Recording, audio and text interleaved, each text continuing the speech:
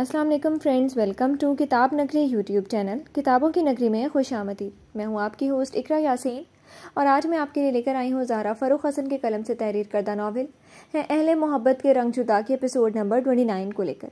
इस एपिसोड को स्टार्ट करने से पहले जल्दी से कर लीजिए चैनल को सब्सक्राइब, वीडियो को लाइक और क्लिक कर लीजिए बेल आइकन को। अब स्टार्ट करते हैं आज की एपिसोड। बंगले में पुरसकून खामोशी छाई हुई थी। कहीं से भी कोई सदा या खटपट की आवाज़ पैदा नहीं हो रही थी। लाउंज में बेआवाज़ टीवी चल रहा था और वो दोनों वहां लगे सोफ़ों के बजाय फर्श पर अपनी अपनी किताबें लेकर पढ़ाई में मगन यूं बैठे थे कि पुश्त सोफे पर टिकी हुई थी और पैर लंबे नर्म फर्श पर फैले हुए थे। पढ़ते पढ़ते थकते तो ज़रा देर के लिए टीवी पर उछलते कूदते गूंगे कार्टून देख लेते और फिर से सर किताबों पर झुक जाता। आपका हाथ अब कैसा है? दर्द तो नहीं होता? ये गाजी का बेटा था जिसने किताब से निगाह हटाकर कुछ फासले पर बैठी शायान से पूछा। दिन में कई बार उसका ज़ख्मी हाथ के बारे में पूछना उसका मामूल बन गया था।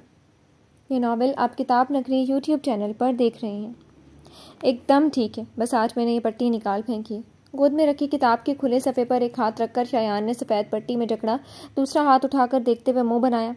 ये बहुत पहले ठीक हो जाता अगर आपने एहतियात की होती। उधर पापा जाते हैं, उधर आप सारे काम अंजाम दे देती हैं। मुझे दोस्ती की कसम नहीं दी होती ना तो मैं पापा से शिकायत कर देता आपकी। किताब उठाकर सोफे पर रखते हुए वो मुड़कर शायान को देखते हुए बहुत ही मासूमियत से बोला। शायान ने गर्दन टेढ़ी की और हाथ बढ़ाकर प्यार से उसके गाल नोचे। इतनी सी उम्र में तुम में इतने सारे बड़े लोगों वाली बातें कैसी आ गई हैं छोटे साहब जी? अब भी वो उसे छोटे साहब जी कहकर छेड़ती थी। किताब साइड पर रखकर वह पैर समेटे और मुड़कर आलती पालती मारते हुए प्रिंस को देखते हुए वो हंस रही थी। डोंट से मी छोटे साहब जी, और मैं हमेशा से बड़ा बच्चा ही रहा हूँ। वो मुँह बनाकर सेंटर टेबल से अपना चॉकलेट का डब्बा उठाने लगा। शायान उसे मुस्कुरा कर देखती सोच रही थी, इस बात का तो उसे भी एतराफ़ है, वो आम बच्चों से बहुत अलग है ना। वो शरारतें करता है ना उसका कोई दोस्त है, बस पढ़ाई में मसरूफ़, खुद में मगन मगर बहुत ज़हीन। और इन सब के बावजूद भी वह बहुत ही हसास और मोहब्बत भरा दिल रखता था। प्रिंस, आपको मम्मा याद नहीं आती? उन्हें फ़ोन भी नहीं किया आपने? शायान संजीदगी से पूछ बैठी। प्रिंस के चेहरे का रंग ज़रा सा बदला, फिर उसने सर झटका। आती है ना, बट उन्होंने गलत किया था, इसलिए मैं उन्हें फ़ोन नहीं करूँगा। सादगी से बोलकर चॉकलेट के डब्बे से एक पीस निकाला और रैपर उतारकर वो टुकड़ा उसकी तरफ बढ़ाया। गलत बात, वो आपकी मामा है। चॉकलेट उसके हाथ से लेते हुए शायान ने प्यार से टोक दिया। सॉरी, फ़ौरन सॉरी की थी और वो मुस्कुरा दी। अच्छा ये बताएं क्या खाएंगी आप? मैं कुछ बना लाऊं आपके लिए? चॉकलेट का टुकड़ा अपने मुंह में डालते हुए शायान को उसका भी ख्याल था। लंच उसने बहुत कम खाया था और अब मगरिब होने वाली थी। नहीं, रसानियत से इनकार किया। ये चॉकलेट मैं इसीलिए तो लेकर बैठा हूँ कि आप बीच बीच में मेरे खाने पीने के लिए परेशान ना हो। आप बस बैठें और अपनी स्टडी करें। आपको डॉक्टर बनना है। डब्बे से दूसरा पीस निकाल कर रैपर उतारा और चॉकलेट का छोटा टुकड़ा अपने मुंह में डालते हुए बिल्कुल अपने बाप के जैसे रोब में बोला था। शायान ने बस सर हिलाया। प्रिंस ने डब्बा वापस टेबल पर रखा और सोफे पर रखी अपनी किताब उठा ली। शायान ने चॉकलेट चबाते हुए किताब उठाते हुए फिर से गोद में किताब रखकर उस पर झुक गए प्रिंस से शौक से पूछा था, तुम बड़े होकर क्या बनोगे प्रिंस? प्रिंस ने किताब से निगाह उठाई। शायान की तरफ देखा, उन आंखों में तजस्सुस के साथ प्यार भी शामिल था। डॉक्टर, बस इतना बोलकर दोबारा से किताब पर निगाह जमा दी। ये नावल आप किताब नगरी यूट्यूब चैनल पर देख रहे हैं। अच्छा, वो बेतहाशा खुश हो गई। तुम डॉक्टर बन जाओगे तो फिर तुम बड़ा सा हॉस्पिटल खोलना और मुझे भी नौकरी पर रख लेना। शायान की खुशी देखकर प्रिंस भी पढ़ते पढ़ते मुस्कुराया। मैं आपको पूरा हॉस्पिटल दे दूंगा। एक बार फिर शायान को हैरान करके वो फिर से किताब पर झुक गया। वह इतनी हैरान हुई कि उसकी निगाहें प्रिंस के चेहरे पर जम सी गई। ये सिर्फ एक बच्चे की बचपने वाली बात नहीं थी, ये एक सच्चा वादा था। अगर उसने कहा है तो उसके दिल में ये इरादा बैठ गया होगा। वो अपने इरादे में कितना कवि है ये शायान बहुत पहले से ही जान चुकी थी। उस खूबसूरत बच्चे को देखते हुए काली आंखें हैरान होती हुई और फिर से पानी से भरी थी। आज तक इतनी तवज्जो और प्यार जो नहीं मिला था कभी किसी से। वह एक ऐसे ख़ानदान से थी जहाँ बच्चों को प्यार और तवज्जो देने की बजाय सिर्फ उनके पेट भरने की फ़िक्र की जाती थी। यहाँ उसे जो तवज्जो और प्यार इस छोटे बच्चे से मिला था, बार बार उसका दिल उस बच्चे की मोहब्बत से लबरेज हो जाता। तुम मुझसे इतनी मोहब्बत क्यों करते हो प्रिंस? लगातार उसकी तरफ देखते हुए भीगी आवाज़ में तशक्कुर भी खुला था। प्रिंस ने सर उठाया और उसकी नम आंखें देखी। क्योंकि आप मेरी बेस्ट फ्रेंड हैं, मैं आपको बहुत पसंद करता हूँ। आप पहले हैं जिससे मैंने दोस्ती की है। अब आंखें साफ करें, मुझे आंसू नहीं पसंद। शायान की नम आंखें देखते हुए किताब बंद करते हुए संजीदगी से बोलता वो कहीं से भी छोटा बच्चा नहीं लग रहा था। वाकई वो अपने बाप की कॉपी था। अपनी नम आंखें उंगली की पोर से साफ करती वो होले से हंस दी। जब मैं चली जाऊंगी ना तो मैं बहुत याद करूंगी, तो मुझसे मिलने आते रहना। नमी साफ करते हुए उसकी हंसी की आवाज़ भीगी हुई सी थी। ये नावल आप किताब नगरी यूट्यूब चैनल पर देख रहे हैं। आप चली जाएंगी? लेकिन क्यों? प्रिंस के दिल पर चोट लगी, आंखों में इस्तराब छलका और वह परेशान सा हो गया। किताब साइड पर रखी और शायान को मुस्तरिब सा देखने लगा। जाना तो पड़ेगा ही, अम्मा ठीक हो, मैं आपको कहीं नहीं जाने दूंगा। आप गई तो मैं तन्हा हो जाऊंगा। मम्मा को मेरी परवाह ही नहीं, पापा के पास वक्त नहीं है, मैं कभी आपको जाने नहीं दूंगा। शायान के पास खिसक कर उसने शायान का सालिम हाथ बहुत सख्ती से अपने दोनों हाथों में जकड़ लिए। शायान ही क्या, अंदर आते गाजी का भी दिल उसकी आवाज़ की तड़प से दुखा था। शायान के लिए ही क्या, प्रिंस का रिएक्शन गाजी के लिए भी हैरान कुन था। ऐसी वाबस्ते कि उसकी अपनी माँ के साथ भी नहीं थी। वो मुताज्जिब से अपनी जगह पर खड़ा था। मैं आपसे मिलने आती रहूँगी ना, आप बहुत सा पढ़ना और फिर डॉक्टर बन जाना, हम दोनों मिलकर काम करेंगे, ठीक है ना।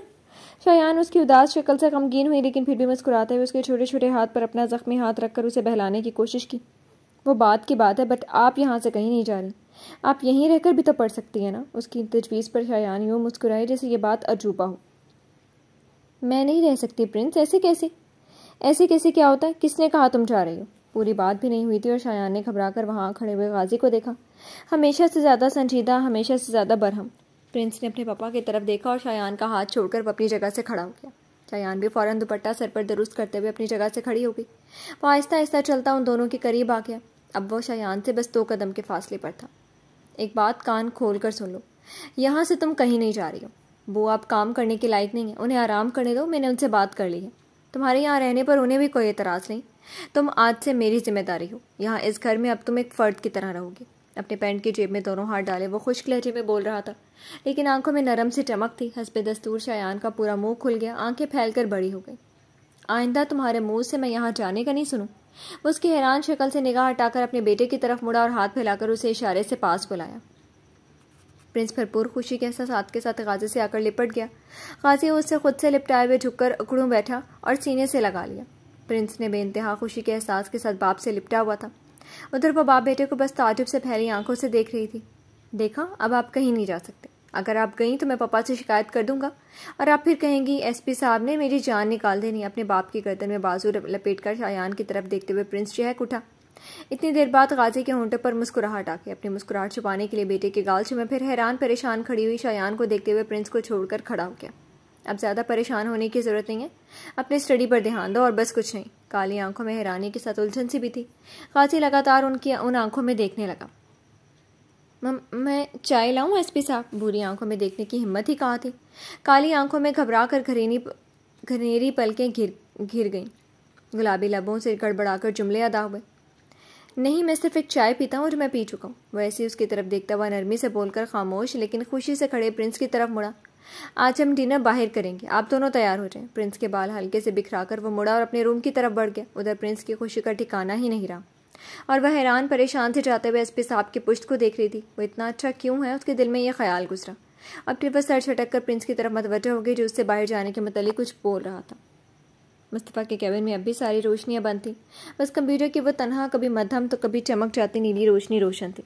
उस नीली रोशनी से कीबोर्ड पर हाथ तेज़ी से उंगलियां चलाते हुए मुस्तफ़ा की शक्ल बड़ी भली सी लग रही थी। हाथ उसके कीबोर्ड पर थे लेकिन ध्यान सारा अपने कान में लगे हुए ब्लूटूथ में कभी कभी आती हुई उस आवाज़ पर जिसे वह हिदायत कर रहा था। साथ रखे लैपटॉप पर एक पेज खुला हुआ था जो शहर की किसी मशहूर जगह का नक्शा बता रहा था। ख़ास दायरा और उस दायरे पर लाल रंग का वह सुर्ख निशान उसे उस शख्स की सही लोकेशन का साफ पता दे रही थी। अनम के जाने के बाद वो बीच में सिर्फ मगरिब की नमाज़ पढ़ने के लिए उठा था, फिर दोबारा उसी पोजीशन में बैठकर वह अपने काम में लगा हुआ था। इतनी देर से वह काम करते हुए न थका हुआ नजर आया था न उसके चेहरे पर कोई तासुर था। सर्दो स्पॉट तासुर लिए उसने उसी एक पोजीशन में चौकस बैठे हुए उसे वक्त बीतने का एहसास ही नहीं हुआ था। काम बहुत होशियारी से होना चाहिए, एक भी गलती हुई तो तुम लोग मुझे जानते नहीं हो।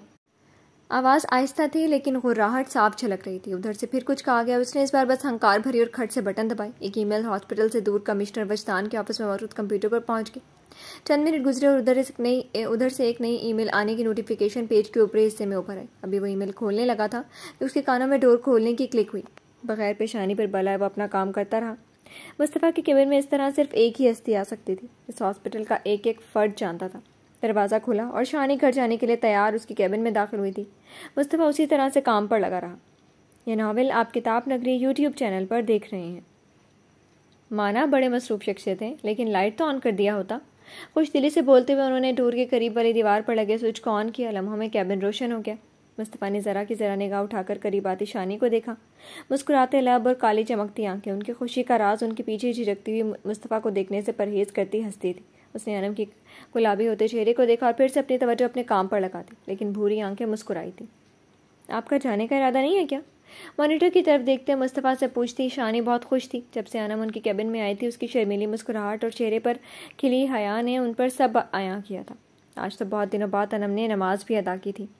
मैं कुछ देर में जाऊँगा, मसरूफ़ से मुस्तफ़ा ने बगैर देखे जवाब दिया। अनम ने शानी के पीछे से झाँक कर कुर्सी की तरफ देखा। वो पूरी तरह अपने काम में गर्क था, लेकिन वह बहुत नर्वस थी। दोपहर में जो जोश में प्यार जताकर बेवकूफ़ी की, उस पर अब तक खर्चल सी हो रही थी। और हम कैसे जाएंगे? जनाब को मालूम है खाला भांजी दोनों को ड्राइव से डर लगता है। शानी ने टेबल के करीब आते टेबल के कोने से टेक लगाकर एक निगाह कंप्यूटर की तरफ भी देखा। वो अपने उसी खास काम पर लगा था। उन्होंने सर झटका और फिर से मुस्तफ़ा को देखा। हाथ कीबोर्ड से हटाया और इस बार ज़रा सा पीछे की तरफ होकर बैठा। एक निगाह खाला और फिर उनकी भांजी पर डाली। उसके देखते हुए झट से शानी के पीछे आकर उनके शाने को थाम कर इस तरह खड़ी हो गई कि मुस्तफ़ा की निगाहों से वो छुप गई। खाला चली जाए तो भांजी को छोड़ दे, मैं लेता आऊँगा। चेयर पर बैठे बैठे ही चेयर के पहिए को आगे को खिसके और नरमी से शानी की कलाई पकड़कर उन्होंने एक तरफ कर दिया। अनम अब सामने आ गई। वो बुरी तरह से घबराई, दूर हट गई। खाला को देखा, फिर मुस्तफ़ा को। मैं खाला के साथ जाऊँगी। एक तो उसकी निगाहें, ऊपर से उसकी बात। उसने घबरा कर हंसती हुई शानी की तरफ इल्तिजाई निगाहों से देखा। वो शानी उठकाकर अब मुस्तफ़ा की चेयर के पीछे जाकर खड़ी हो गई। दोनों हाथ की कोहनी चेयर की पुष्ट पर रखी थी और मुट्ठी ठोड़ी के नीचे आंखों में शरारत की झलक थी। अब आप मेरी दोस्त बनी हैं। उनके हटने से उसने मासूमियत से मुंह फुलाते हुए शिकवा भरी निगाहों से खाला को देखा। ये मेरी इकलौती दोस्त तुमसे पहले से है, संजीदगी से बोलकर उसने वापस चेयर अपनी जगह पर लाकर ईमेल खोली। अनम की शिकवे भरी निगाहों पर शानी ने हंसते हुए तो थोड़ी से हाथ हटाया और मसनूई खफकी से पूछा, खाला किसके साथ जाएगी? ये भी सोचा जनाब ने? उसके सुनहरेपन छलकते ब्राउन बालों वाले सर पर हल्के से टिपत लगाते हुए उनकी आवाज़ में सरशारी से छलक रही थी। मुस्तफ़ा ने सर पीछे की तरफ ऊंचा करके अपनी चेयर को थाम कर खड़ी शानी को देखा। अपने राइट मैन के साथ कुछ देर में वो लेने आ रहे हैं आपको। इत्तला देकर उसने गर्दन सीधी की और कान में लगे ब्लूटूथ को एक उंगली से छुआ। उधर अब खामोशी थी। वो लोग पहुंच गए थे। अब बात करना खतरनाक हो सकता था।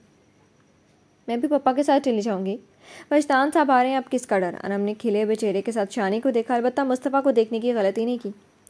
ये मत समझना तुम पप्पा के आड़ में मुझसे बच जाओगी। मैं उनका अदब करता हूँ, डरता नहीं हूँ। एक बार लिहाज कर गया, पर हर बार ऐसा नहीं होगा। वजदान साहब की भेजी गई ईमेल पर निगाह दौड़ाते हुए वह जिस अंदाज में बोला, उसकी धमकी पर अनम ने रोनी शक्ल बनाकर मुस्कुराती शानी को देखा। उन्होंने बदले में बस होंठ गोल करके खामोशी से पिचकार दिया, सबा आई हुई है, मुझे उससे मिलने जाना। धीमी आवाज़ में एक बार फिर कोशिश की, शायद अक्खड़ हीरो रहम खा जाए। ये नावल आप किताब नगरी यूट्यूब चैनल पर देख रही हैं। वो रात रुक जाएगी, तुम मिल लेना। काम में लगे हुए जवाब दे दिया, मुझे पप्पा के साथ जाना है। अनम ने एक बार फिर जिद की। मुस्तफ़ा ने बस एक सख्त निगाह उसकी तरफ डाली। हिम्मत है तो जाकर दिखाओ, बोलकर निगाह फिर से मॉनिटर पर और अनम का मुंह बन गया। मुस्तफ़ा के साथ आ जाना अनु, बल्कि तुम दोनों ऐसा करो, आज डिनर का प्रोग्राम रख लो और फिर घर आना। क्यों मुस्तफ़ा? अनम की घबराई हुई शक्ल देखते हुए शानी उसके पास आगे, साथ ही खुशी से प्रोग्राम बनाते हुए मुस्तफ़ा से तायद चाहिए। नहीं, डिनर हम सबके साथ करेंगे, उसके बाद मुझे काम से कहीं जाना है, किसी से मिलना है। फैसला हो चुका था। शानी ने रोनी रोनी घबराई सी शक्ल अनम की शक्ल देखी और फिर मुस्तफ़ा को। एकदम से उन्हें हंसी आ गई। क्यों हंसी आप? ब्लूटूथ से डन की आवाज़ आई तो उसने इत्मीनान से उसे कान से अलग करते हुए बड़े सुकून से चेयर कर उन दोनों की तरफ करते हुए संजीदगी से पूछा।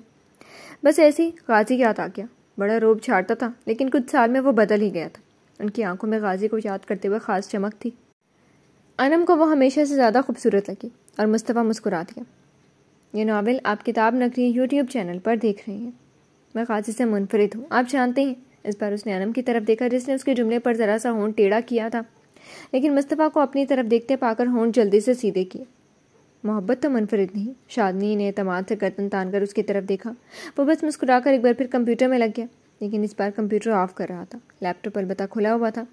अनम जो उसके जवाब के मुंतज़िर थे। मुस्तफ़ा की खामोशी पर उसने साथ खड़ी अपनी खाला को देखा। उन्होंने भी उसकी तरफ देखा। देखा, मैंने कहा था ये पत्थर है। उसकी आंखों में यही लिखा था। शानी ने बस एक गहरी सांस ली। वजी के आने तक एक कॉफ़ी हो जाए? क्यों अनु? उन्होंने मौजू बदलना ही बेहतर लगा। अनु के लिए एप्पल जूस मंगवा लें, इसे कॉफ़ी कहाँ पसंद है? दराज खोलकर उसमें से कागजात के ढेर में से कुछ ढूंढते हुए मुस्तफ़ा ने जैसे ही बोला, अनम हैरान ही रह गई। वो क्या क्या उसके बारे में जानता है? मुस्तफ़ा तुम्हें इतना जानता है जितना तुम खुद को नहीं जानती होगी। यहीं रुको, मैं मुस्तफ़ा के लिए कॉफ़ी और तुम्हारे लिए एप्पल जूस का कहकर आती हूँ। हैरान से खड़ी अनम का गाल थपक कर वो इतनी तेज़ी से निकलती चली गई कि अनम उनके पीछे भागने का सोच रही थी, सोच भी नहीं पाई। इससे पहले कि वह भागती उसकी कलाई मुस्तफ़ा की गिरफ्त में आ गई। मुझे जाना है, उफ, हर बार वो उसकी गिरफ्त में आ जाती है। वो बुरी तरह से घबराई अपनी कलाई छुड़ाने की कोशिश करते हुए उसकी आंखों में रहम की मांग थी। बोला ना साथ चलेंगे, मैं बहुत थक गया हूँ, मेरे साथ आओ। न कलाई छोड़ी न उसकी रहम भरी गुजारिश मानी। इत्मीनान से कहता वह चेयर छोड़कर अपनी जगह से उठ गया। अनम ने थूक निकल कर उसके लंबे चौड़े वजूद को देखा। कहाँ वो और कहाँ वो गुड़िया सी। ऐसा क्या प्यार झड़ा के दोपहर में उसके गाल चुमने की जसारत करके उसे हरी झंडी दिखा दी। एक हाथ से उसकी कलाई, दूसरे हाथ से टेबल से अपना मोबाइल उठाया और उसमें कुछ टाइप करके पैगाम भेजकर मोबाइल जैकेट की जेब में रखकर अब वो अपना ब्लूटूथ दोबारा कान में फिट कर रहा था। अनम घबराई घबराई से उसकी सारी कार्रवाई देख रही थी। आठों खुला लैपटॉप एक हाथ से उठाया और अनम की कलाई उसी तरह जकड़े हुए वो चेयर के पीछे बनी वाइट और ब्लू वुड पैनल वॉल की तरफ बढ़ा था। अनम का पूरा मुंह ही खुल गया जब जाने मुस्तफ़ा ने कौन से बटन दबाई और दीवार बीच में से 2 हिस्से में बटकर खुल गई। वो पूरी आंखें फाड़े और नजर आते जदीद तर्ज से सटे बेडरूम को देख रही थी। मुस्तफ़ा ने जरा सी गर्दन तिरछी करते हुए अनम की तरफ देखा, फिर उसका पूरा खुला मुंह और फैली आंखें देखकर उसके लबों के गोशों पर मुस्कुराहट की किरण चमकी। इस मुस्कुराहट को दबाते हुए वो उसके कान के पास झुका। तुम्हारी दी गई किस का बदला इससे अच्छी जगह के अलावा चुकाने के लिए नहीं मिलने वाली। मध्यम सरगोशी ने अनम के हवास उड़ा दिए। सर उठाकर उन चमकती भूरी आंखों में देखा। मुझे कोई इल्तिजा नहीं। अपने मखसूस अंदाज में अनम की आंखों में देखते हुए उसने अनम को अपने लैपटॉप समेत उठा लिया। मुस्तफ़ा, मुझे मेरा लैपटॉप गिरा तो बदले की नोयत बदल जाएगी। वो अपने बाजुओं में मचलती अनम से जरा सी सख्ती से बोला, लेकिन भूरी आंखों में मोहब्बत भरी नरम चमक थी। वो डरी डरी एक हाथ पीछे ले जाकर उसकी जैकेट के कॉलर को मुट्ठी में जकड़े दूसरे हाथ से सामने से ही जैकेट को मुट्ठी में दबोचे से सहमी निगाहों से देख रही थी। वो इसी तरह से उठाए अंदर दाखिल हो गया और वह पैनल वॉल फिर से अपनी जगह उसी तरह से बाहर मिल गई जिसे कभी कोई खुली ही नहीं थी। पीछे खाली कैबिन में माने खेज खामोशी फैल गई थी। हॉस्पिटल का कॉरिडोर खाली और हल्के शोर की आवाज़ें भी मध्यम सी हो चुकी थी। उसी खाली कॉरिडोर में वो धीरे धीरे आगे बढ़ रही थी। हाथ में मोबाइल था और उसमें कुछ लिखते हुए उनके होंठ पर मुस्कुराहट थी। चेहरा खुशी से खिला हुआ था। कुछ सोच सोच कर उसका दिल बार बार मसरूर हुआ जा रहा था। ऐसे ही चलते हुए वो और मोबाइल पर निगाहें जमाए कुछ लिखते हुए वो किसी से बुरी तरह से टकराई थी। वो लड़खड़ाई हाथों में थमे मोबाइल पर पकड़ से सख्त हो गई और 2 मजबूत फौलादी हाथों ने उनकी कमर जकड़ ली।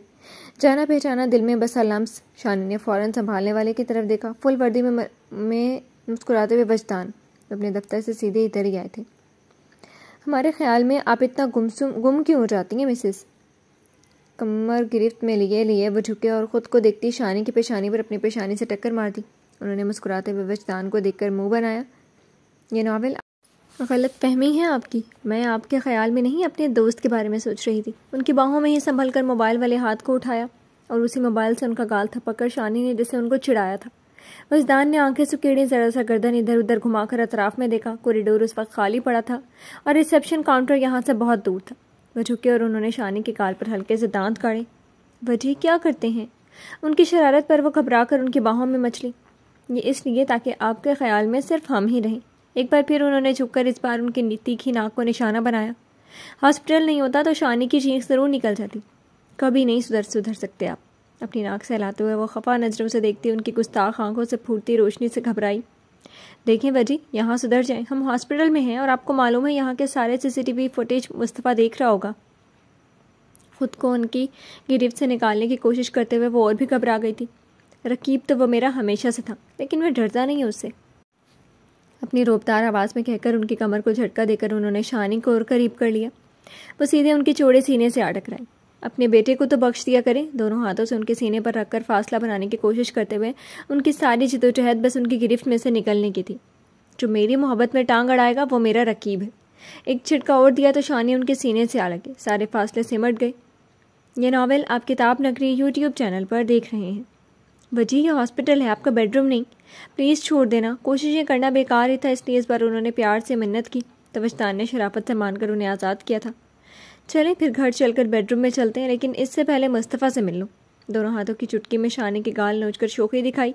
फिर वो मुस्तफ़ा के कैबिन की तरफ बढ़े ही थे कि अरे कहाँ चले। शानी उनका बाजू दबोच कर उन्हें रोकते हुए तेज़ी से उनके आगे आकर खड़ी हो गई। उसके ऑफिस में मुझे कुछ काम है। सामने खड़ी हुई शानी के दोनों गाल फिर से चुटकी में भरकर नोचे और मुस्कुराहट गहरी हो गई। बस रहने दें, काम काम हर वक्त काम। उनके हाथ से गाल छुड़ाकर मुंह बनाया। कुछ पल उसे अनम के साथ गुजारने दें ताकि सब ठीक हो जाए। उन दोनों को तन्हा छोड़ें और घर चलें। आगे बढ़कर दोबारा उनके बाजुओं को मजबूती से थामकर वो उन्हें दूसरी सिमत में खींचने लगी, पर वो अपनी जगह से 1 इंच भी नहीं हिले। ज़रूर मेरी बेटी को डरा धमका रहा होगा। मैं अब ज़रूर जाऊँगा। शानी ने उनका चेहरा देखा। वो आज सुबह से फुल मूड में थे।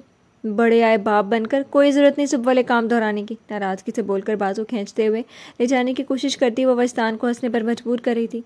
देखने तो दो, उसने खुद मुझे बुलाया था। हंसते हुए उन्होंने मुड़कर उधर देखा जहाँ का रास्ता मुस्तफ़ा के ऑफिस की तरफ जाता था। वजी पहले बाजू छोड़ा, फिर कमर पर हाथ रखकर वो नाराज़ हुई तो उन्होंने फ़ौरन मुड़कर उनकी कमर में एक बाजू डाल दिया। अच्छा बाबा, नहीं जाता, घर पर देख लूँगा आप समेत। हंसते हुए उनकी तीखी नाक चुटकी में दबाकर हिलाई और उनके शाने पर अपने एक बाजू रखकर अपने हिसार में लेकर तेज़ी से मुड़े।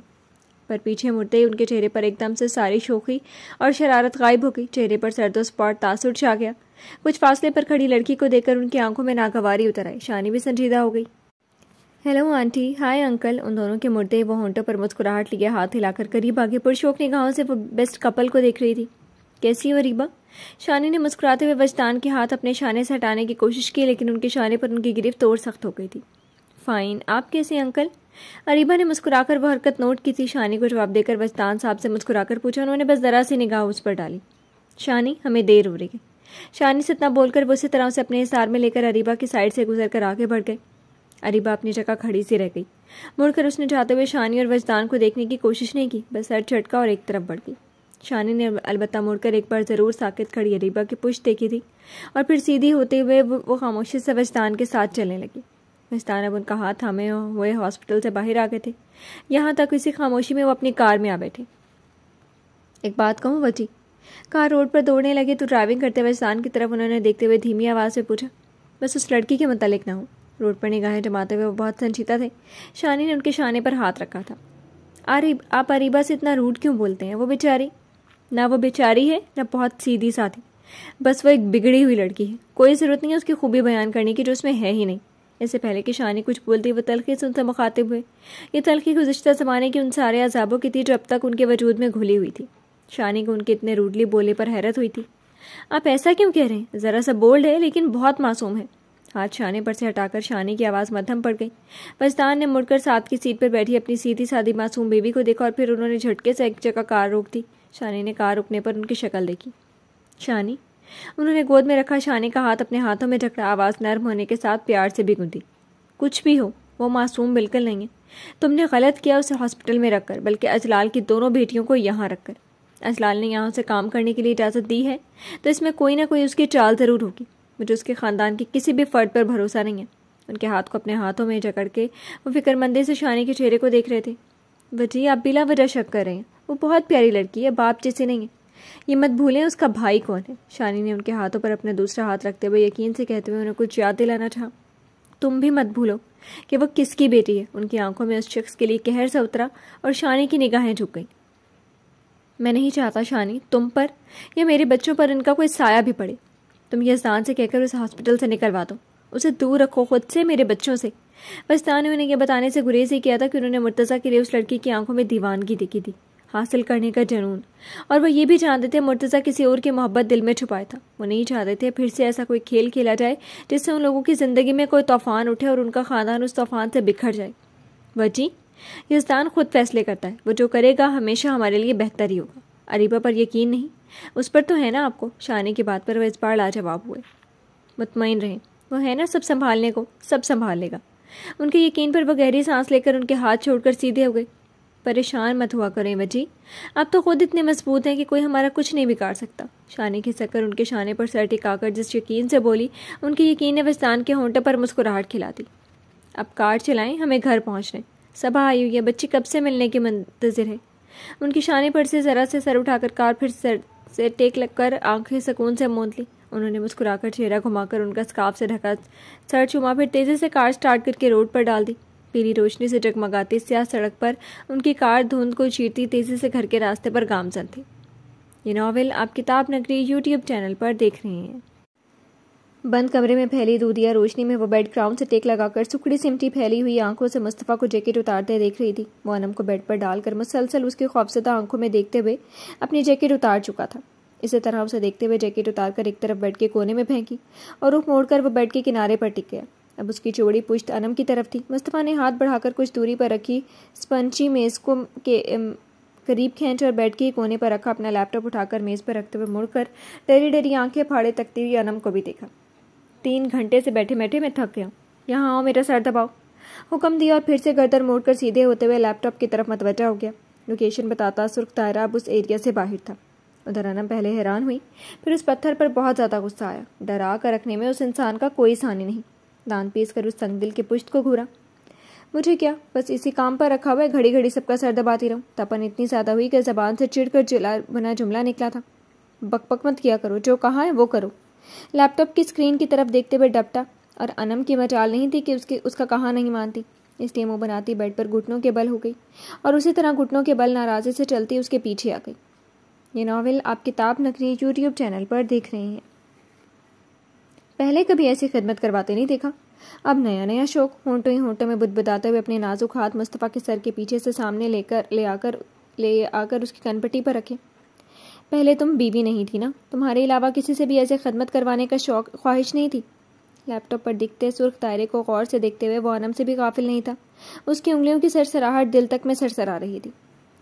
जोर से कहकर वो उसकी कनपट्टी से लेकर पेशानी तक पर हल्की हल्की उंगलियों से मसाज दे रही थी। मुस्तफ़ा की रगो चाह में सुकून उतरने लगा। एक बार सुकून से आंखें बंद करके फिर से खोली। अनम उसी तरह घुटनों के बल बेड पे बैठी उसके सर का मसाज करते हुए चारों तरफ शौक से देख भी रही थी। ऐश ग्रे और ऑफ वाइट थीम में सजा चकोर बेडरूम, फर्श पर लगी टाइल्स और रूम के बीचों बीच बिछा वो ग्रे रग। उस रूम में फर्नीचर के नाम पर बस ये बेड था और बेड के पास एक टेबल जिस पर मुस्तफ़ा ने लैपटॉप रखा हुआ था। 4 दीवारों में से एक दीवार पर LEDs लगी हुई थी जिसमें हॉस्पिटल के मुख्तलिफ हिस्से नजर आ रहे थे। उसमें से एक पर लाइव तस्वीर देखकर वो बाकी सब देखना भूल गई थी। ये नावल आप किताब नगरी यूट्यूब चैनल पर देख रहे हैं। खुशी इतनी हुई कि मुस्तफ़ा के कंधे पर धीरे धीरे हथेली से मतवज्जा करने के लिए तगड़ा हाथ मारा। क्या है, काम कर रहा हूँ ना, सर दबाओ बस। लहजे में कहीं से भी न सख्ती झलकी न तुंदी, बस नरमी बस ही थी। वरना अनम की जगह पर कोई और होता तो वो बुरी तरह से डांट देता। काम के टाइम उसे डिस्टर्बेंस पसंद नहीं थी। इधर देखे ना। इस बार एक साथ कई हाथ कंधे पर लगे तो उसने ज़रा सी गर्दन उठाकर उधर देखा जिधर वो इशारा कर रही थी। मुस्तफ़ा ने अबरू उठाकर स्क्रीन पर नजर आती कॉरिडोर में शानी और वजदान साहब की झलक देखी। फिर सर जरा सा घुमाकर अपने दाएं कंधे पर हाथ रखकर घुटनों के बल बैठी अनम को देखा। पप्पा कितने रोमांटिक है ना, पप्पा की बच्ची हसरत से कहते हुए मुस्तफ़ा साहब के शाने पर ठोड़ी भी रख गई। उसकी दिलफरेब महक मुस्तफ़ा को अपने हिसार में लेकर खुद की तरफ खींचने लगी, मगर वक्त गैर मुनासिब था। उस खुशबू को अपनी रूह तक में उतारने के लिए उसे ख़ास वक्त का इंतज़ार था। इसलिए सर झटक कर सीधे होते हुए दोबारा अपने काम की तरफ मतवज्जा होते हुए संजीदगी से बस इतना कहा, मैं कुछ ऐसा करूं तो पत्थर, संगदिल, जालिम डर कर रोना पीटना शुरू, और पप्पा करें तो पप्पा की बच्ची को वो रोमांटिक लगता है। सर झटका और फिर उसने डपट कर कहा, उनकी प्राइवेसी में मत झांको, चुपचाप अपना काम करो। अनम ने चलकर उसके शाने पर से ठोड़ी उठाकर उसे घूरा। अब शाने दबाओ मेरे। गर्दन तिरछी करके दूसरा हुक्म दिया और फिर से निकाह लैपटॉप पर। मैं थक गई, मुझे घर जाना है पापा के साथ। बेसार से शक्ल बनाकर उसने फिर से स्क्रीन की तरफ देखा, लेकिन वो स्याह हो चुकी थी। ये नावल आप किताब नगरी यूट्यूब चैनल पर देख रहे हैं। इतनी देर में मुस्तफ़ा ने उतर का कैमरा बंद कर दिया था। आराम से अपना काम करो, कुछ देर में चलते हैं, और अब 5 मिनट कुछ मत बोलना। नर्म आवाज़ में बहलाते हुए वो फिर सख्ती से बोलकर कानों में आने वाली आवाज़ की तरफ मतवज्जा हुआ। आंखें सुकड़ कर वो लगातार लैपटॉप की तरफ देख रहा था। उधर अनम फिर से चारों तरफ देखती उसके कंधे पूरी कुव्वत से दबा रही थी, शायद इसी तरह अपनी नाराज़गी उस पर निकाल रही थी। वो भी महसूस कर रहा था मगर कुछ बोला नहीं। उसके नाजुक हाथ के दबाव से उसके कंधे का क्या बिगड़ना था। मुस्तफ़ा, अभी तक शानी ने आपकी कॉफ़ी और मेरे लिए एप्पल जूस नहीं भेजा, बस 2 मिनट और फिर वो फिर से बोल पड़ी। हाथ भी कंधे दबाते हुए सुस्त पड़ गए। मैंने शानी को मना कर दिया, सादगी से बताकर उसने लैपटॉप की 2-4 कीज़ दबाई। मना कर दिया? मगर क्यों और कब किया? वो इतनी नाराज़ और हैरान हुई कि उसके कंधे को ही हिला डाला। मुस्तफ़ा ने दांत पर दांत रखकर आंखें बंद करके दोबारा खोली और उसे गर्दन मोड़कर एक ज़बरदस्त घूरी से नवाजा।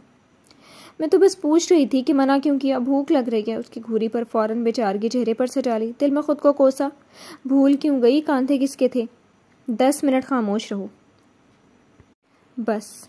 उसे ज़बरदस्ती घूरी के साथ बरहमी से बोलकर वह सीधा हो गया। पत्थर कहीं का। मुंह बनाकर इस बार डरते डरते उसके शानों पर हाथ रखा। दबाओ ना, डरते डरते मुस्तफ़ा से पूछा। बस इतना कहकर वो उसकी तरफ से ध्यान हटाकर फिर से अपने काम में मुनहमिक हो गया। अनम धीरे धीरे उसके कंधे दबाते हुए बहुत बेजार सी हो रही थी। मुस्तफ़ा, घर कब चलेंगे? जैसे ही 10 मिनट हुआ फिर से ज़बान पर लगा कफल खुल गया। बस 2 मिनट। उधर काम हो चुका था, उसने नरमी से जवाब दिया। बस 2 मिनट ना, फिर घर चलेंगे ना, जोश से कहकर उसके दाएं कांधे से झांक कर उसका चेहरा देखना चाहा। मुस्तफ़ा ने भी उसी वक्त चेहरा मोड़ा और अनम के लबों से उसके होंठ टकराए। बिजली सी कौंधी और अनम के दिल के सारे तार झंझना गए। वो तेजी से पीछे हुई थी। नादिदा लटों को कानों के पीछे करते हुए वो नर्वस सी हो गई। छुआ तो मुस्तफ़ा ने पहले भी था, लेकिन आज जाने क्यों ऐसी हालत हुई है। उधर वो इसकी हालत से लुत्फ़अंदोज़ होता सीधा होकर लैपटॉप बंद करने लगा। लैपटॉप बंद किया और कानों में लगे ब्लूटूथ को निकालकर वहीं लैपटॉप के पास रखकर मेज़ खिसकाकर अपने ज़ानों पर दोनों हाथ रखकर खड़ा हो गया। खड़े होकर दोनों हाथ गर्दन के पीछे ले जाकर गर्दन की पुश्त दबाई और गर्दन इधर उधर घुमाते हुए उसकी निगाहें अनम पर जमी हुई थी। दो ज़ानों पर बैठी वो बेमकसद चादर पर उंगली की मदद से लकीरें खींच रही थी। बेहद काली घनेरी खमदार पलकें गालों पर झुकी कांप रही थी।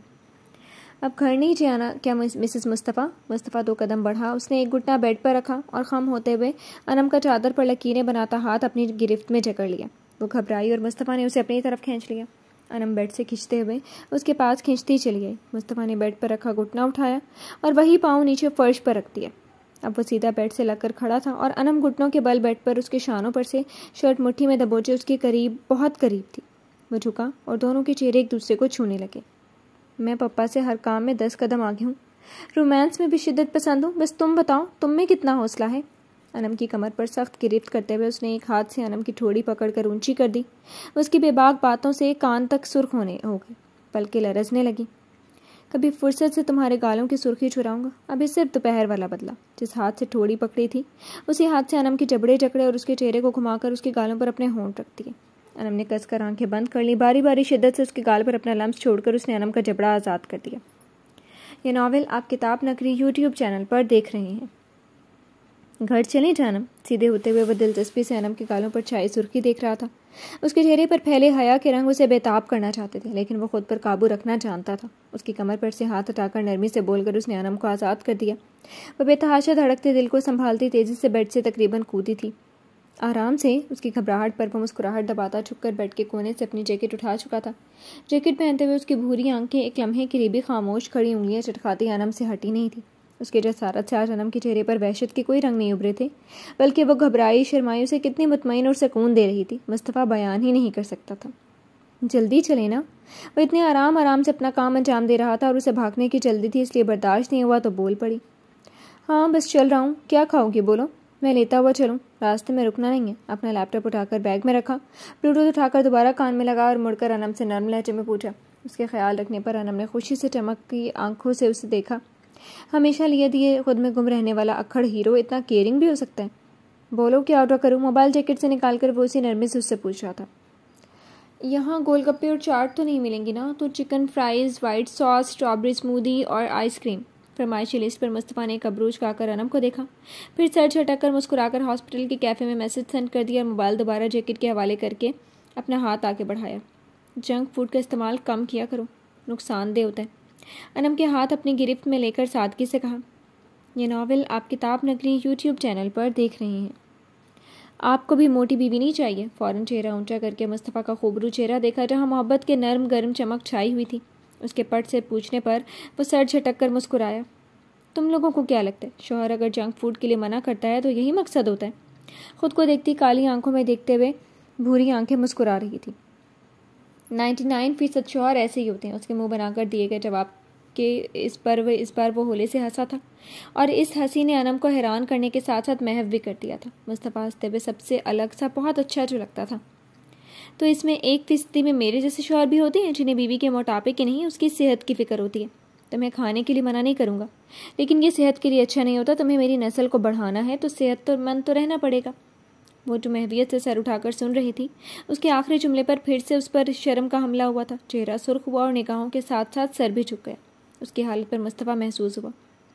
आज का दिन मेरे लिए बहुत हसीन था। बैग कंधे पर लटकाया और अनम की कमर में एक हाथ डालकर और उसके कान में झुककर सरगोशी करता वो फिर से सीधा हो गया। अनम ने बस उसकी जैकेट में चेहरा छुपाने में ही आफियत समझी थी। इस बार हल्के से हंसकर वो उसे एक हिसार में लेकर फिर से दीवार के करीब आया और एक बार फिर दीवार उसी अंदाज में खुली और वो दोनों फिर से कैबिन में आ चुके थे। ऐसे ही ले चलूँ या लोगों का ख्याल करके हाथ पकड़कर? जवाब तो मिसेस। अपनी जैकेट को मुट्ठी में दबाकर चेहरा छुपाती अनम के बालों को 2 उंगलियों से हल्के से छूकर उसके कानों के पीछे करते हुए मुस्तफ़ा के होंठों पर दिल फरेब मुस्कुराहट थी। अलग होकर मुश्किल से खुद को नॉर्मल करती हुए झट से उससे अलग हुई थी। हम अलग नहीं, अब एक हैं। दूर जाने की कोशिश करती अनम का हाथ थामा और उसकी उंगलियों में अपनी उंगलियों को फंसाकर पकड़ मजबूत करता उसके कदम डोर की तरफ बढ़ गए। अनम होले होले चलती, कभी अपनी उंगलियों में फंसी उंगलियों को देखती, कभी उसके चेहरे को। फिर एक तमानियत का एहसास था कि वह पूरे एतमादी से उसके कदमों की हमराही करने लगी। शाम गहरी हो चुकी थी। आसमान गहरे रंग का लिबादा ओढ़कर शहर को मसनूई रोशनियों से जगमगा गया। नाइट पार्क की बैरूनी बत्तियां जगमग कर रही थी और पार्किंग में गाड़ियों की तादाद बढ़ने के साथ साथ रश भी बढ़ चुका था। बाहर के अंदर हर किस्म के लोग मौजूद थे बाहर के अंदर हर किस्म के लोग मौजूद थे, लेकिन मकसद सबका एक ही था, ढेर सारी मस्ती और अयाशी। ऑर्केस्ट्रा की धुन पर डांस फ्लोर पर नाचते जोड़े, बार काउंटर पर भी पीने पिलाने वाले खुद में मस्त थे।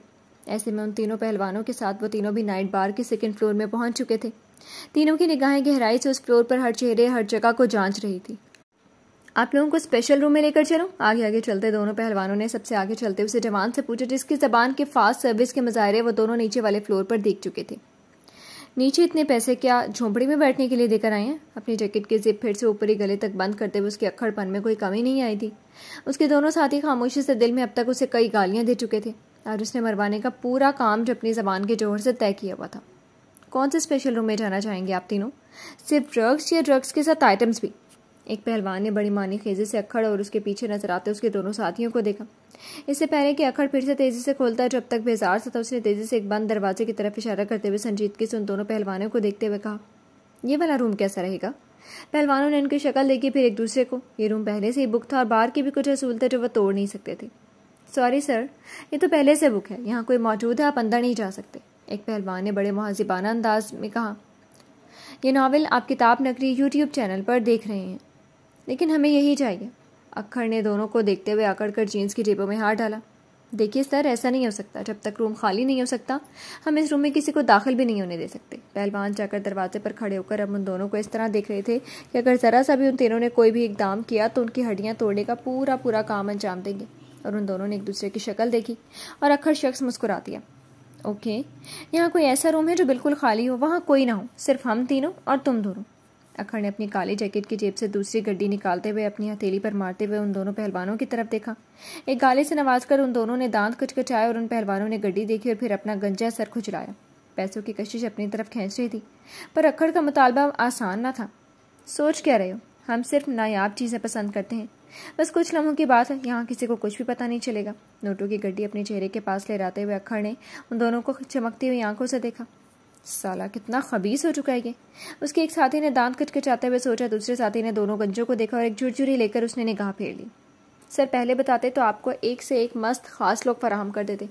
अगर आप कहें तो हम बार की इस खास जगह पर ले चलते हैं आपको, लेकिन उसमें से आधे पैसे हमें देने होंगे। पहलवान अब धीमी आवाज में बोलते अक्खड़ के करीब हो गए। अक्खड़ पूरे स्टार अंदाज में मुस्कुराया। हमें गोल्डी नाम का आदमी चाहिए, उसके बारे में काफ़ी सुना है। उसने अपने आने वाले का मकसद बताया और पहलवान मुस्कुरा दिए। ये नावल आप किताब नगरी यूट्यूब चैनल पर देख रहे हैं। एकदम परफेक्ट सर, आप लकी हैं आज वो यहाँ मौजूद है। आ जाए, आप लोगों को आपकी दुनिया में ले चलो। उन दोनों की खबासत भरी मुस्कुराहट से अक्खड़ के दोनों साथियों को कराहियत से महसूस हुई, मगर अक्खड़ ने मुस्कुराकर उन दोनों को आंख मारी। पहलवानों ने उन दोनों को इशारा किया और अब वो तीनों उन दोनों के साथ बार के उस हिस्से की तरफ बढ़े जहाँ एक घिनौना खेल होता था। वो तीनों उन पहलवानों के साथ चलते हुए अब चौकस होने के साथ साथ पीनी निगाह से चारों तरफ देख रहे थे। ये जगह बार के सबसे ऊपरी फ्लोर पर बनाई गई थी। वो तीनों उन पहलवानों की हमराही में ऊपर आए थे। वहाँ के नज़ारे देखकर अक्खड़ के तो चेहरे पर तो सारे मंजर देखकर कोई तासुर नहीं उभरा था, मगर वो दोनों गैर आरामदेह हुए थे। इंसान अपनी पस्ती से भी कितना नीचे गिर चुका था, यहाँ सब दिखाई दे रहा था। वो पहलवान उन तीनों को छोड़कर आगे बढ़े और वहाँ मौजूद बार के वेटर के कान में कुछ कहा। दूर होने की वजह से तीनों कुछ सुन नहीं पाए। वेटर ने कान में सरगोशी की। पहलवानों के चेहरे पर नागवारी छाई और उन्होंने वेटर से फिर कुछ कहा। हाय हैंडसम। वो तीनों खामोशी से एक तरफ खड़े पहलवानों की तरफ देख रहे थे कि जब वो आधा आदमी आधी लड़की बना शख्स उनके करीब आकर मटक कर बोला, अपना रास्ता नाप। ये नावल आप किताब नगरी यूट्यूब चैनल पर देख रहे हैं। अक्खड़ ने पहलवानों की तरफ देखते हुए उसका बाजू धकेल कर किनारे कर दिया। वो मुंह बनाकर दोनों की तरफ पलटा। हाथ भी लगाए ना तो हाथ तोड़ दूंगा। पहले से बेजार शख्स ने बड़ी नफरत से इस बार के आदमी को देखा। वह डरकर अब सबसे खूबसूरत शख्स की तरफ मुड़ा। मैं जान ही ले लूंगा। उसके भी तेवर कम नहीं थे। इसको तो दिमाग ही भिन्न आया हुआ था। यहाँ सब देख देख कर दिल कह रहा था सबको गोलियों से भून दे। जाता है क्या?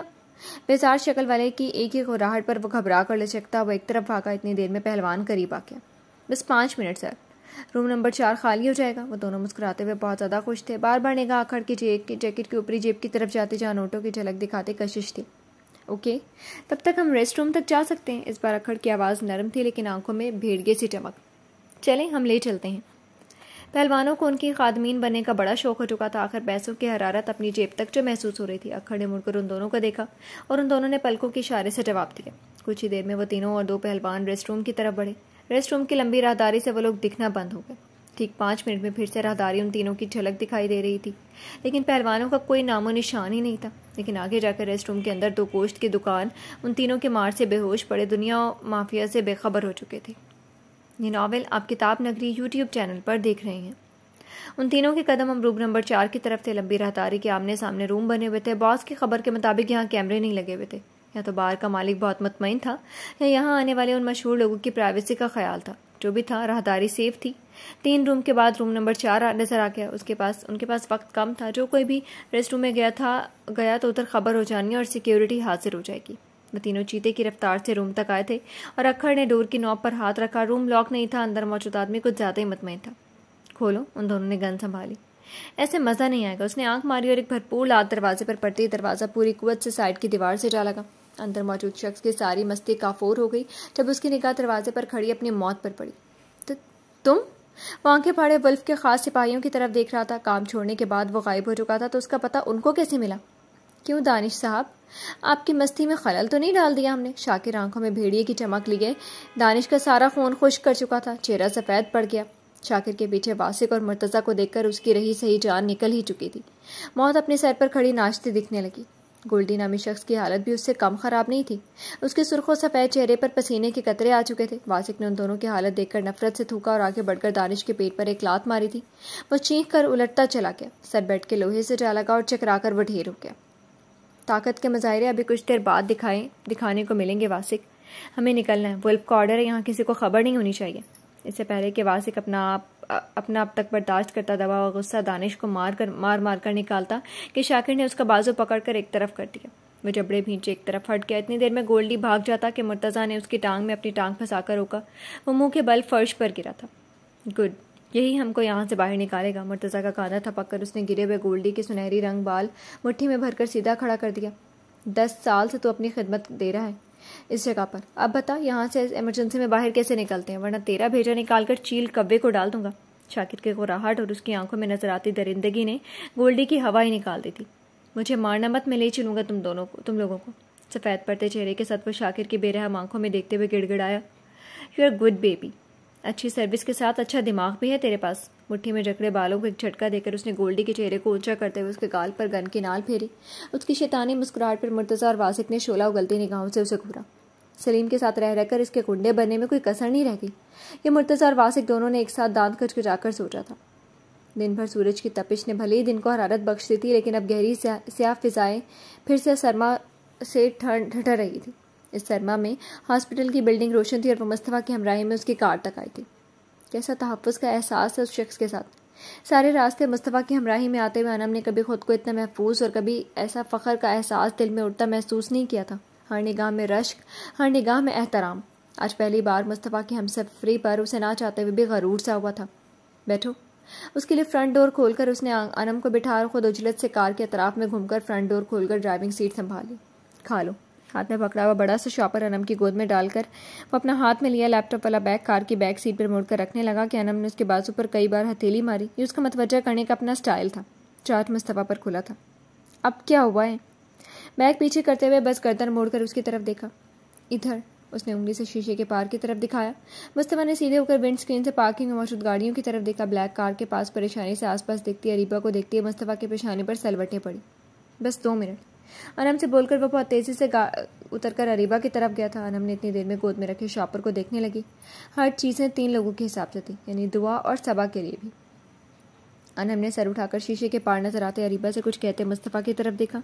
एकदम से उसका दिल भरा है। वो इतना अच्छा था और वो एक बार फिर गिल्ट का एहसास उभरा और सारे जज्बात सो गए। उसका दिल अब तन्हाई जाने लगा जहाँ वो चीख चीख कर रो सके। शॉपर गेट के पास वाली खाली जगह पर रखते हुए उसने सीट की पुश्त सर टिका दिया।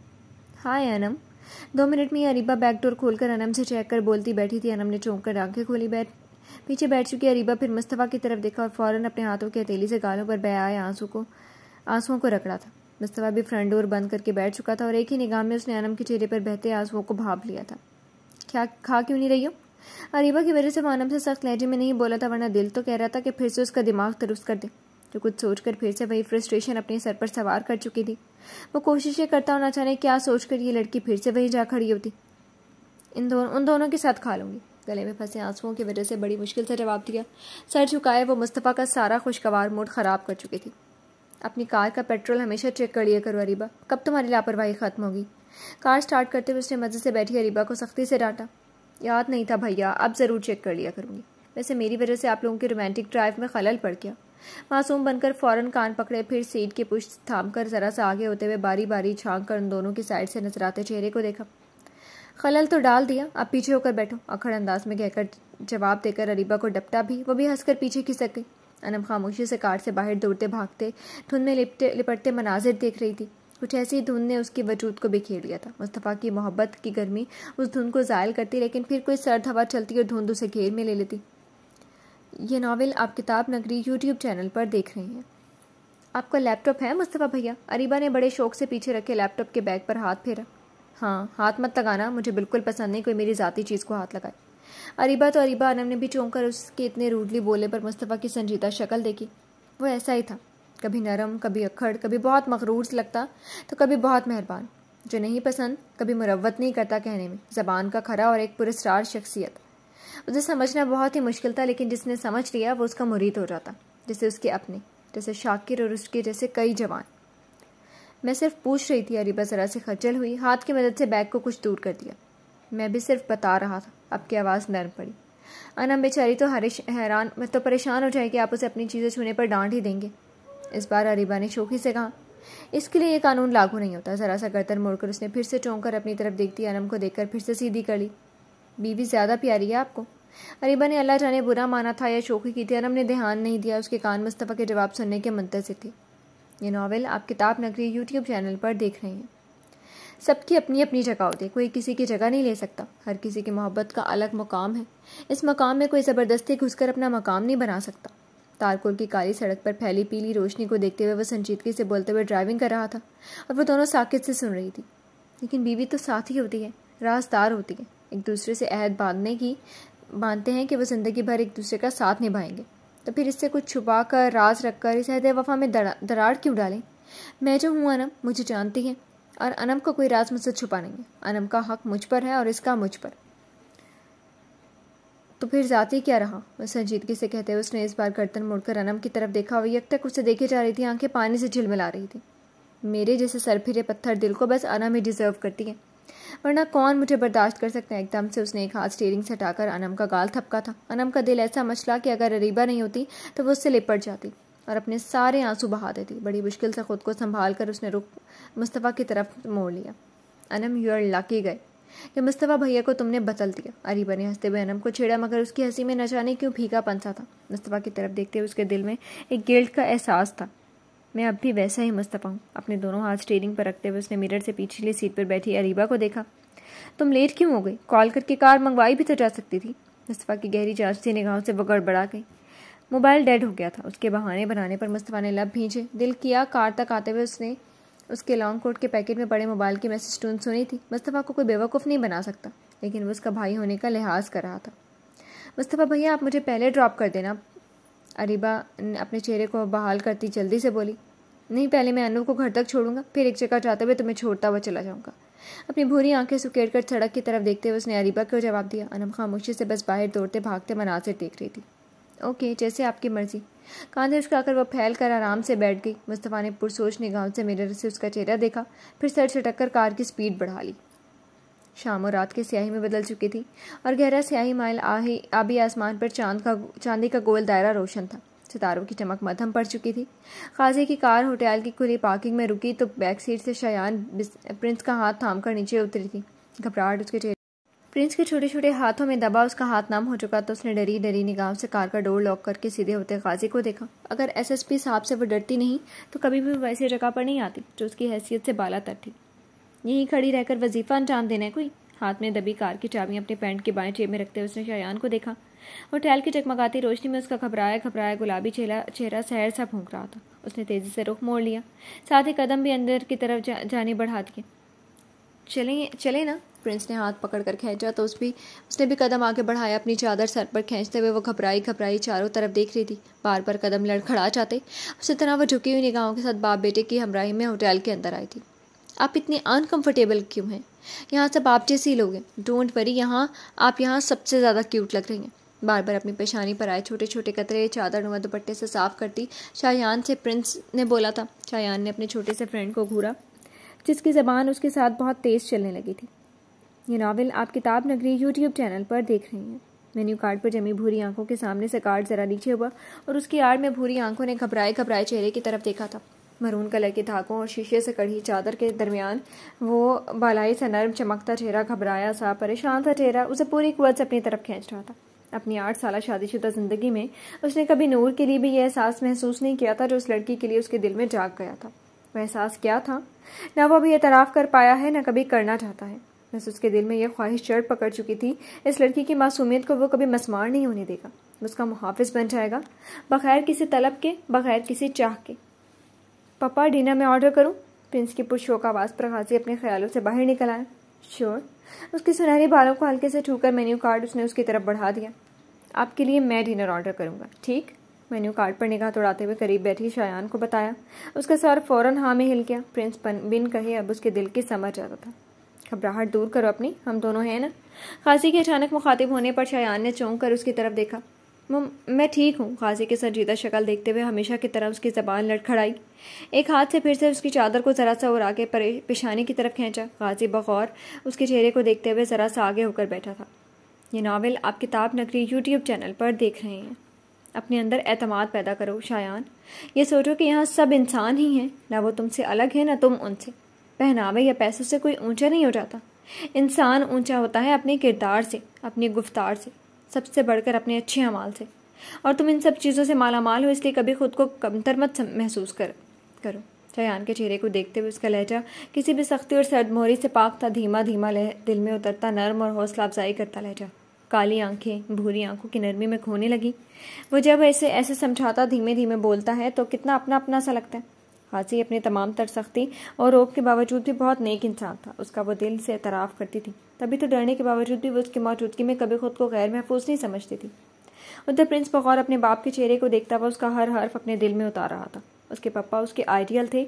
वह हर बात अपने पापा के दिल में उतारता, उन्हीं जैसा बनना चाहता था। अब घबराना और परेशान होना छोड़ो लड़की, इंजॉय करो।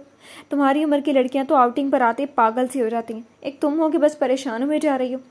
फिर से उस रूप से बोलते बोलते पीछे की तरफ होकर कुर्सी की टेक लगाकर बैठ गया। प्रिंस मुस्कुरा दिया और शायान ने बस सर झुका लिया। फिर गाजी और प्रिंस ने मिलकर खाने का ऑर्डर दिया और हल्की फुल्की बातें भी आपस में करने लगे। वो कभी सुनती, कभी बस मुस्कुरा देती। अब नॉर्मल सी हो चुकी थी। कुछ देर पहले वाली घबराहट मबजूल हो चुकी थी।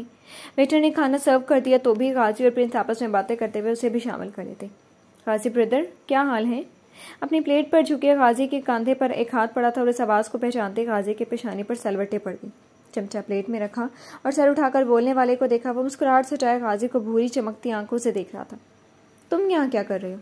आवाज़ में नागवारी की झलक थी और पेशानी पर बल। प्रिंस ने भी एक निगाह उस शख्स को देखा और अपनी प्लेट पर और भी झुक गया। ये नावल आप किताब नगरी यूट्यूब चैनल पर देख रहे हैं। बस देख लो, हवाओं ने खबर दे दी कि गाजी फिर से हीरा छुपाए फिर रहा है और मैं चला आया। बोल वो गाजी को रहा था, लेकिन निगाहें उसकी शायान के सादे मगर मासूम से गजब की पुरकशिश गुलाबी चेहरे पर जमी हुई थी। वो जो सर उठाए अपनी काली आंखों में हैरानी भरे अजनबी को देख रही थी, उसकी भूरी आंखों की चमक से उसने लाशऊरी तौर पर अपनी चादर दुरुस्त की थी।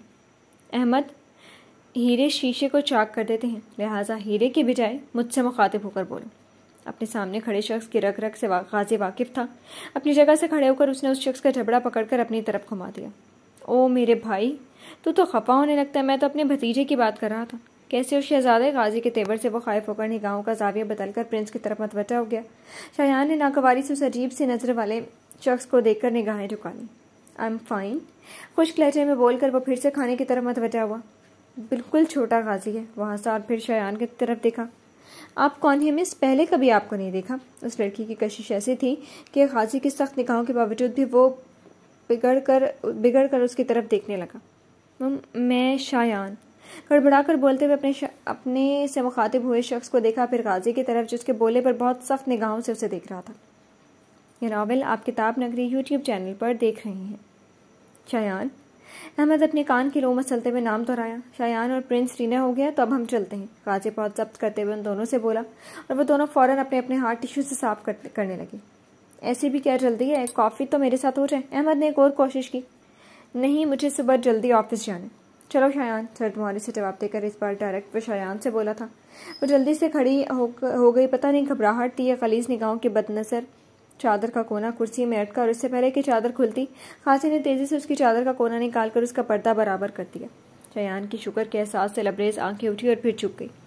आओ चलें। गाजी उसके सामने आ खड़ा हुआ। प्रिंस ने शायान का हाथ थामा और आगे बढ़ गया। उन दोनों के पीछे गाजी उस तरह से अहमद की निगाहों से उसे बचाता हुआ निकला था कि वह मुकम्मल उसकी पनाह में छुप गई थी। कोई तो राज है गाजी साहब, इतनी परवाह तो आपको अपनी बीवी की भी नहीं रही थी। लेकिन बीवी में वो बात भी कहाँ जिस मासूम तितली में है। अहमद का दिल आ गया इस तितली पर। देखते हैं कब तक तो इसके रंगों को मुझसे बचा सकता है। अपने कान की लो मसलते हुए वह दूर जाते गाजी की पुश्त को देखते हुए बहुत ही घटिया अंदाज में मुस्कुरा रहा था। जी तो फ्रेंड्स, कैसी लगी आपको आज की एपिसोड कमेंट सेक्शन में ज़रूर बताइएगा। फिर हाजिर होंगे नॉवल के नेक्स्ट एपिसोड के साथ। तब तक के लिए इजाज़त दीजिए। शुक्रिया। अल्लाह हाफिज़।